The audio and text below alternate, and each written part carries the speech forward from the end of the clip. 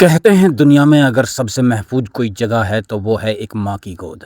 एक बच्चा चाहे कितनी भी तकलीफ में हो, अपनी माँ के सीने से लगकर वो सारे दर्द भूल जाता है।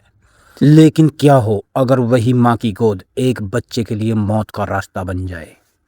क्या हो अगर ममता के नाम पर एक ऐसा सौदा हो जाए जिसे सुनकर शैतान की रूह भी कांप उठे?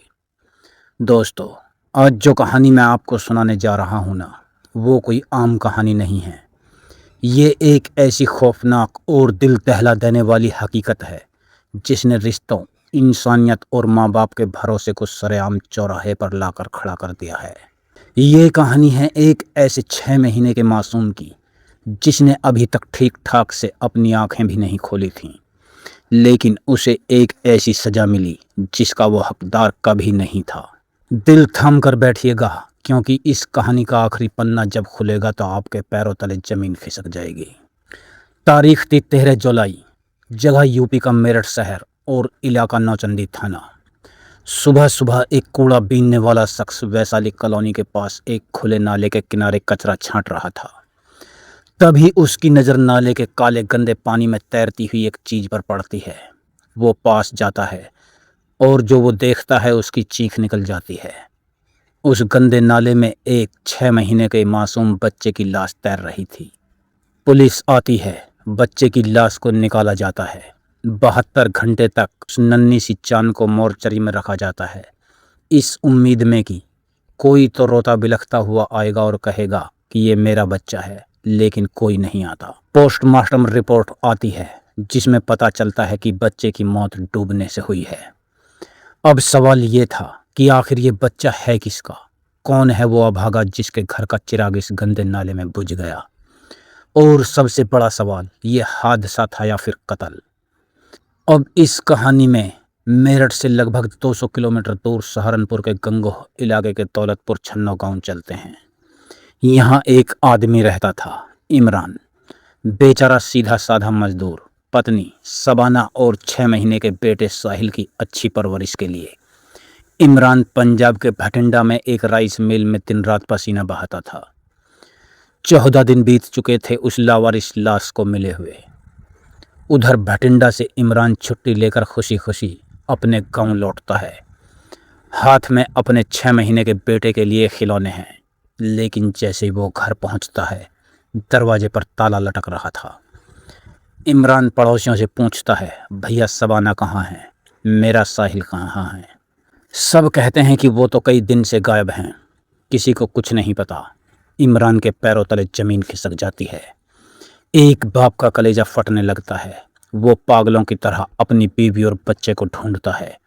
आखिरकार हार कर वो थाने पहुंचता है और गुमशुदगी की रिपोर्ट दर्ज करवाता है। अब गंगोह पुलिस एक्टिव होती है। इमरान की पत्नी शबाना का फ़ोन सर्विस लाइंस पर लगाया जाता है और तभी पुलिस की रडार पर एक नई लोकेशन ब्लिंक करती है। हापुड़ का मुदाफरा गांव। इमरान सोच में पड़ जाता है, हापुड़ में तो हमारा कोई रिश्तेदार नहीं है। शबाना वहाँ क्या कर रही है, और वो भी मेरे 6 महीने के बच्चे को लेकर।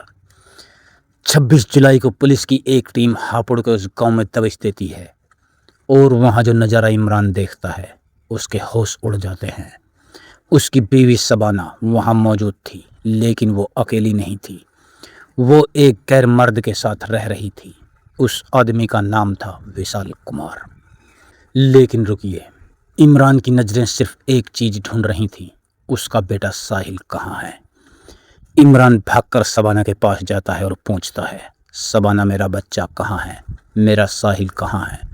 शबाना बिना किसी खौफ के बड़ी ही शांति से जवाब देती है, विशाल ने बच्चे को अपने एक दोस्त के पास छोड़ा हुआ है, वो महफूज है। एक दोस्त के पास 6 महीने का दूध पीता बच्चा किसी अजनबी के पास कैसे रह सकता है? इमरान का माथा ठनकता है। उसे दाल में कुछ काला नहीं, बल्कि पूरी दाल ही काली नजर आती है। इस बीच पुलिस और इमरान को मेरठ के नाले में मिले उस लावारिस बच्चे की खबर मिलती है। इमरान का दिल जोरों से धड़कने लगता है। वो कांपते कदमों से मेरठ पहुंचता है। जब पुलिस उसे उस बच्चे की तस्वीर और कपड़े दिखाती है तो थाने में इमरान की ऐसी चीख गूंजती है जो किसी का भी कलेजा चीर दे।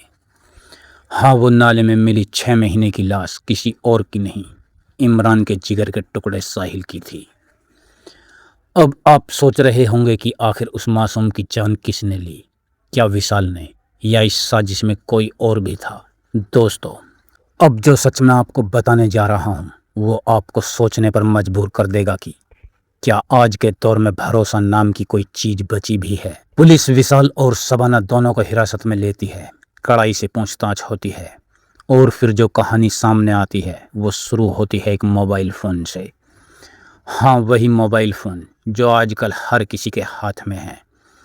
इमरान भटिंडा में मजदूरी कर रहा था और इधर उसकी बीवी शबाना को इंस्टाग्राम की लत लग चुकी थी।